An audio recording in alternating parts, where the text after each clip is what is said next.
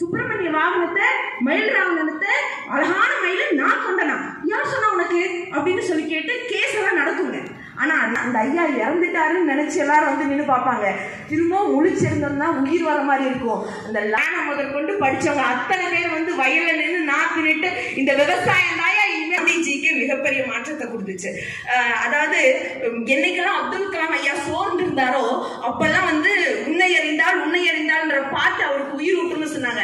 இது எல்லாவற்றுக்கும் மேலாக ஆமரருக்கும் புரியக்கூடிய அளவுக்கு அந்த இலக்கியத்தை எளிமைப்படுத்தி எடுத்துக்கொண்டு சேர்த்தவர் தான் எங்களுடைய மாண்புமிகு நடுவர் அவர்கள், திண்டுக்கல் ஐ லியோனி ஐயா அப்படின்னு சொன்னா நீங்களே இதுக்கு ஆக சிறந்த உதாரணம் தாங்க ஐயா. சேர்ந்து அதிகமா ஆசைப்படுற ஆம்பளையும் அதிகமா கோவப்படுற பொம்பளையும் நிம்மதியா இருந்ததாக சரித்திரமே இல்லை. அவங்களை சோதிப்பான், ஆனா கைவிட மாட்டான். ஆனா கெட்டவங்களுக்கு நிறைய கொடுத்துரும். நான் ஒரு தடவை சொன்னா 100 தடவை சொன்னா மாதிரியா இது 1000 செயல் நடத்தினாலும் இதை சொல்ல முடியுமா? ஆண்ட குழந்தைகளை பத்தி எத்தனையோ இலக்கியங்களை சொல்லுது திருக்குறள்ல.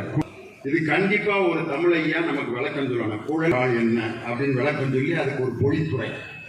குழலும் யாழும் தருகின்ற ஒரு மகிழ் குழந்தைங்களா சேர்ந்து பாடுற ஒரு பாட்டுக்கு யார் பொழிப்புறையோ சொல்ல வேண்டியது.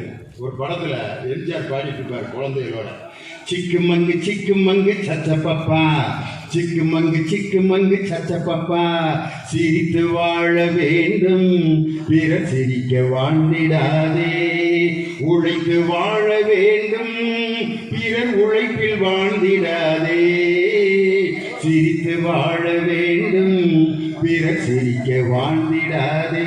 அதுல எனக்கு பிடிச்ச வரி எது தெரியுமா?